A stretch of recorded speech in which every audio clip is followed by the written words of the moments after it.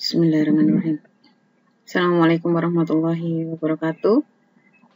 Kali ini kita akan menjelaskan mata kuliah Sistem Informasi Manajemen atau Manajemen Information System.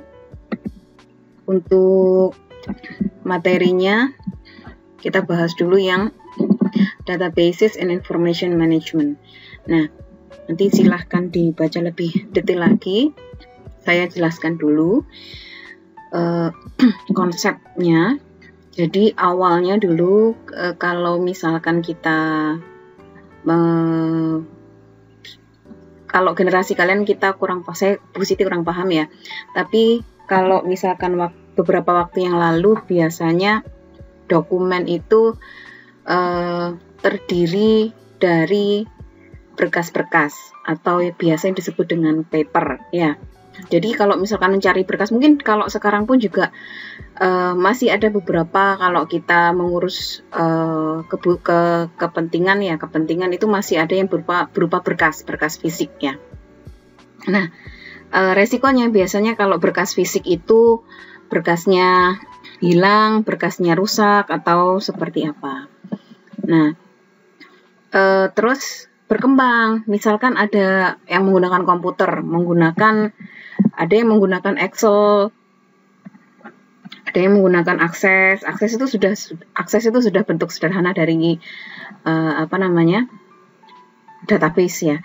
Excel misalkan, Excel itu disimpan dalam bentuk tabel misalkan. Nah, permasalahannya kalau misalkan data tersebut itu sudah perlu dipindah tangankan, itu filenya itu akan memungkinkan untuk redundant. Jadi kemungkinan untuk datanya itu duplicate atau datanya itu redundant tadi itu sangat memungkinkan. Oke, sampai kemudian dibutuhkan penyimpanan yang bagaimana untuk menghindari redundansi data, terus duplikasi data. Nah, mungkin di mata kuliah basis data mungkin dijelaskan lebih detail lagi. Nah, terus yang selanjutnya ada yang namanya database. Nah, namun database tersebut pun juga ada kalanya waktu implementasinya itu masih kurang terstruktur ya, jadi masih belum tertata dengan baik. Nah, makanya dari itu, ini saya akan sedikit menjelaskan perlunya di sini adalah the database approach to data management. Nah, jadi data itu juga perlu dikelola sehingga meminimalisir atau bahkan mungkin mengurangi redundansi dan duplikasi data. Nah, saya kurang paham apakah Anda juga dapat buku atau materi dari buku ini untuk basis data ya. Ini ada e-book, silahkan kalian coba download, boleh. Ini adalah bukunya dari El Masri dan Nafate. Judulnya Fundamental of Database System. Ya, jadi di buku ini tentang database. Nah, kalau saya mempelajari buku ini tentang ERD, misalkan diawali dengan ERD. Sebenarnya ERD itu tidak menyulitkan, tapi ERD itu lebih tepatnya untuk atau sebagai gambaran awal saat kita membuat rancangan database. Jadi kita awali ya. Jika kalau misalkan belajar database, kalau misalkan kalian sudah level pro ya it's okay, enggak masalah. Tapi kalau misalkan ini belajar dari dasar ya, mulai dari bagaimana membuat ER diagram, oke, terus sampai dengan membuat JDM PDM. Oke, saya tidak akan menjelaskan database di sini secara detail karena mata kuliah kita Sistem Informasi Manajemen. Nah, salah satunya bagaimana mengelola data. Nah, mengelola data atau data manajemen itu ada di materi buku ini. Ini nanti Saya jelaskan sederhana dulu gambarnya untuk ER diagram.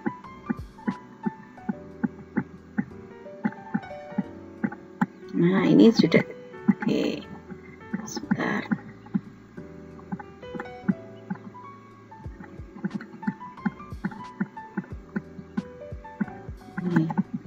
Ini konseptual data modeling and database design. Jadi sebelum kita sebenarnya kalau secara konsep atau secara teori, sebelum kita membuat database itu, langkah awalnya yaitu membuat desainnya dulu. Nah, kalau misalkan baju itu kan biasanya kalau kita levelnya belajar itu kan kita membuat pola dulu. Nah, nanti kalau misalkan levelnya pro itu udah enggak usah buat pola, nanti langsung dipotong seperti itu. Oke, nah kita buat desainnya itu mulai dari ER diagram. Dibaca lebih detailnya di sini. Nah, ini. Nah, gambar contohnya itu seperti yang ada di halaman 64 bukunya El Masri. Jadi yang saya ingat itu dari modal awal saya kuliah itu kalau pemodelan database itu diawali dari ER diagram. Ya, ini ER schema diagram for the company database. Ya, ini ada relation, ada entity, ada atribut dan seterusnya. Ini mungkin kalian akan belajar secara detail di basis data. Nah, ini ada strong entity, ini ada weak entity. Ya, apa itu weak entity nanti? Boleh Bu belajar lebih belajar lebih detail lagi ke positif, boleh. Ini bukunya juga ada. Nah, selanjutnya sebelum kita membuat ke CDM PDM itu kita juga memerlukan ada yang namanya normalisasi. Mohon maaf saya revisi, normalisasi ya. Jadi, kenapa perlu dinormalisasi? Karena bisa jadi tabel-tabel yang kita buat itu masih memungkinkan untuk data yang akan disimpan itu jadi redundant, ya. Oke, nah ini untuk arti simbol-simbolnya. Penamaannya. Nah, perlu dilakukan normalisasi. Ini intinya di sini bukunya penjelasannya sudah ada tahapannya. Oke.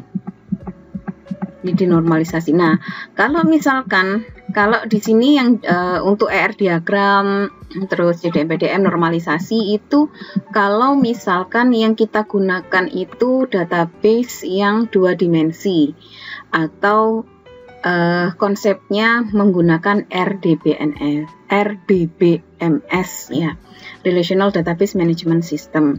Nah, kalau misalkan database yang digunakan itu sudah bentuknya sudah data warehouse, itu sudah menggunakan konsep cube atau 3 dimensi. Nah, di sini sudah bukan menggunakan konsep normalisasi, tapi sebaliknya yaitu denormalisasi.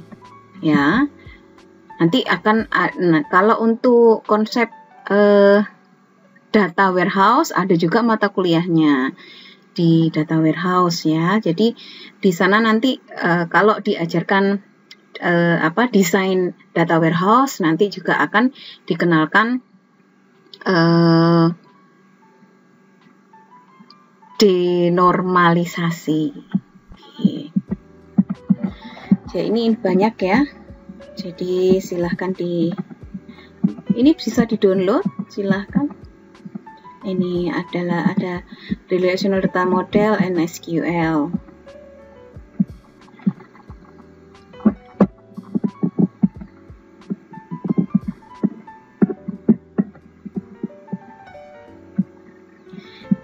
Bisa dicek lagi di di daftar isinya, chapter 4, chapter 5, chapter 6 dia basic SQL, chapter 7 SQL yang lebih detail lagi, dan seterusnya. Oke. Nah, ini untuk yang database ya. Oke. Nah, kalau buku-buku yang lain, ini kebetulan ada buku, ini bukunya Kendall dan Kendall bersaudara. Ini untuk desain, kalau yang ini bukan desain, ini data flow diagram. Ya, ini contohnya data flow diagram. Contoh implementasinya.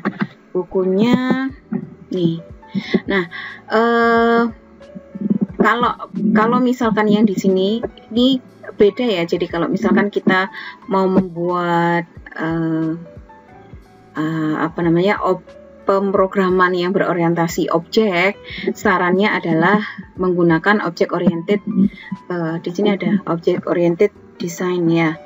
Ini OOP-nya juga ada. Tapi kalau misalkan kita mau membuat yang native, yang mulai dari nol, yang tidak menggunakan framework, tidak menggunakan object oriented, itu bisa menggunakan yang terstruktur.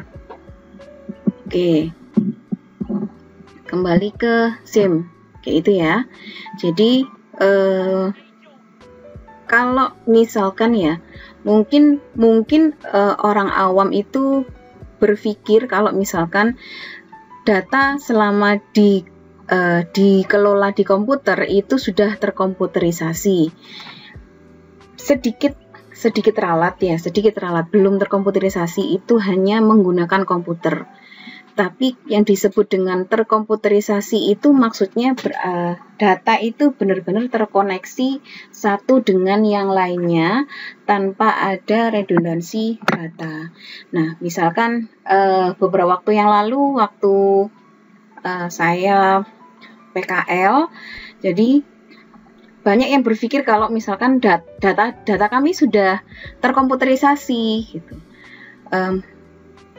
Kami bingung gitu, maksudnya bagaimana ya?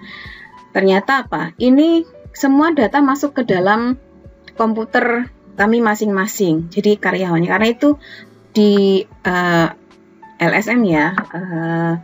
Jadi memang bukan perusahaan besar. Tapi mereka berpikir kalau misalkan sudah terkomputerisasi karena datanya sudah tersimpan di database. Nah, di situ kami memberi penjelasan kalau misalkan data yang diupdate di satu komputer dan tidak terupdate di komputer yang lain, itu namanya bukan terkomputerisasi, tapi menggunakan bantuan komputer untuk mengubahnya. Nah, jadi terus mereka akhirnya bertanya, terus maksudnya dari terkomputerisasi itu bagaimana? Kalau misalkan tampilan satu karyawan dengan karyawan yang lain, itu hasilnya sama. Dan kalau misalkan karyawan satu mengubah datanya, bukan hanya di tempatnya yang mengubah data tersebut, data berubah, tapi di tempat karyawan yang lain, data itu bisa dilihat tampilan update-nya. Itu ya, sedikit tentang Database and Information Management. Jadi, informasi itu tidak satu arah saja. Jadi tidak hanya yang diubah, oke, datanya atau database-nya itu saya ubah, tapi yang berubah hanya ada di database komputernya sendiri, tidak diletakkan di pusat. Atau contoh yang paling banyak masih bingung gitu. Misalkan database, database belum saya jelaskan. Contoh-contoh atau yang sering digunakan database apa saja? Yang paling sering mungkin terutama teman-teman ya, mungkin Oracle, ya kan? Oracle, terus apalagi SQL Server. Di sini saya sudah install untuk database, ada Oracle, ada SQL Server. Akses ini itu sebenarnya juga database, tapi dia basic ya, ini masih database basic, basic dan bisa membuat aplikasi juga diakses. Aplikasi lumayan bisa digunakan untuk data-data. Terus ini ada SQL Server. Ini ada SQL Server, tapi ini untuk yang konfigurasi. Ada lagi, ini bukan database yang siap digunakan. Ada lagi ini Oracle, ada Postgre dan seterusnya. Nah, coba kalian juga pelajari database itu apa saja sih contoh-contoh yang sudah diimplementasikan di perusahaan atau digunakan di perusahaan. Oke. Nah, contoh misalkan tadi saya kembali ke yang saya sampaikan. Misalkan saya menggunakan di komputer saya ini, saya punya database Oracle, ya kan?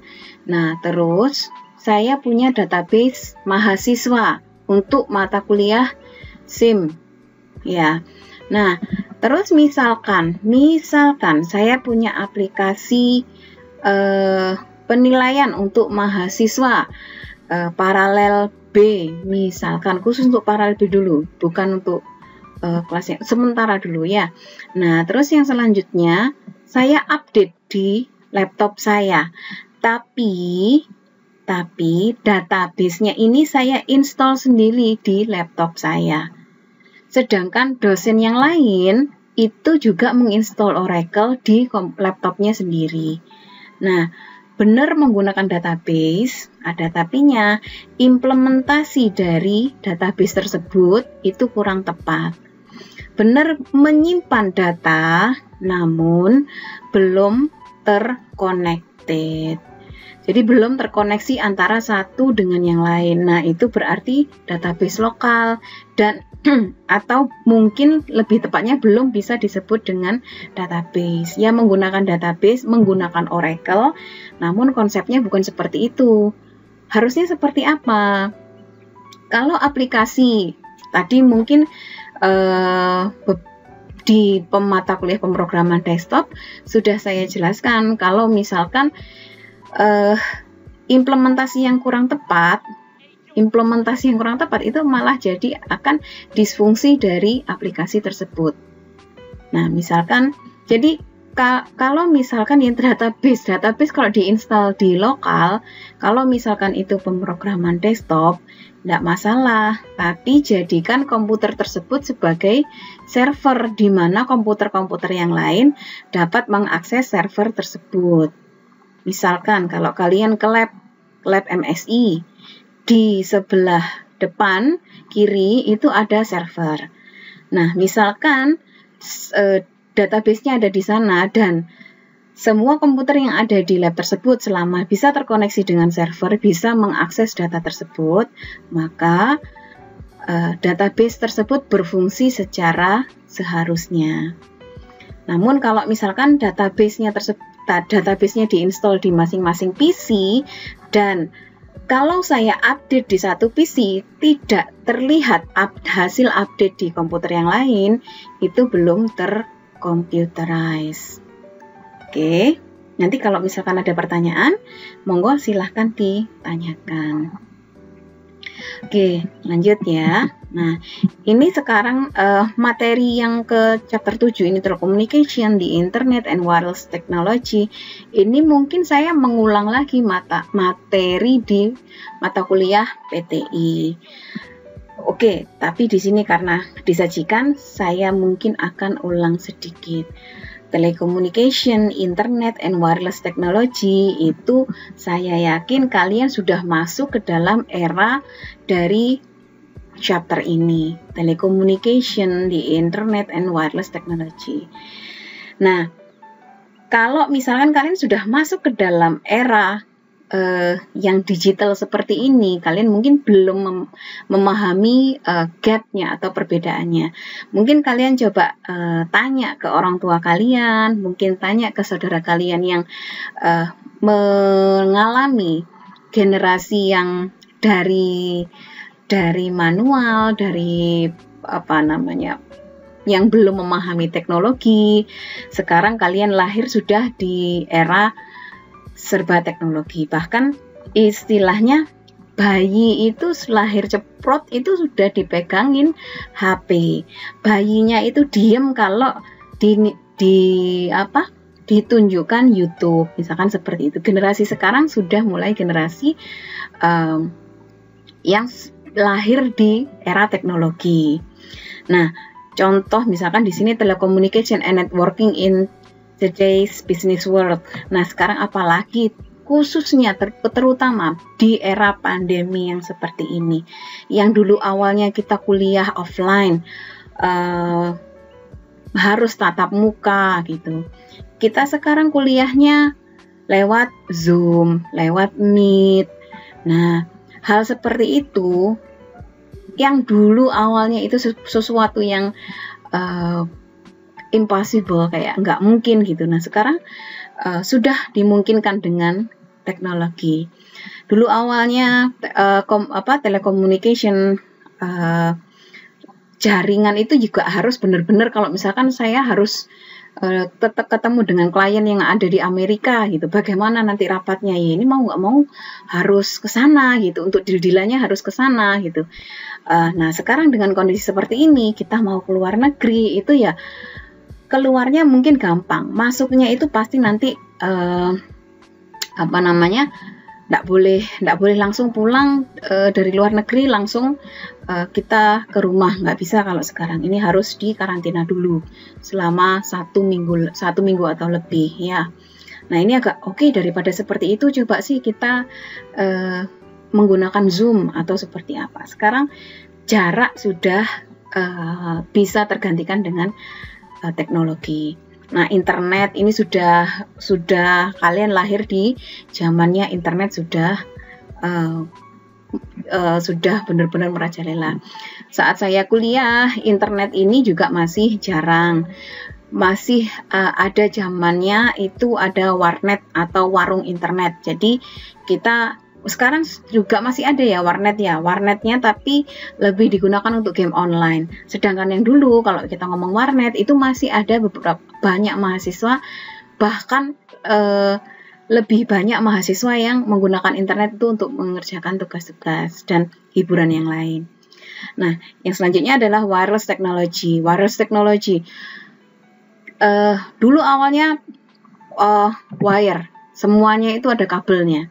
Semuanya, nggak bisa kalau misalkan wireless nggak bisa. Mikrofon pakai kabel, telepon pakai kabel. Nah, semuanya ini jadi wireless. Telepon dulu pakai kabel, sekarang sudah nggak ada kabelnya. Mikrofon dulu ada kabel, sekarang sudah nggak ada kabelnya. Headset, misalkan kalian dulu punya pakai yang colokan jacknya itu, sekarang sudah pakai yang wireless. Charging dulu masih sampai sekarang pun juga masih ya pakai kabel. Sekarang ada yang wireless charging gitu. Nah, itu ya sementara materi sistem informasi manajemen. Nanti untuk securing information system, insya Allah kita ketemu di minggu ke-7. Nanti sekalian kita sampaikan untuk materi UTS. Sekian materi dari saya. Sukses untuk semuanya. Selamat beraktivitas lagi. Assalamualaikum warahmatullahi wabarakatuh.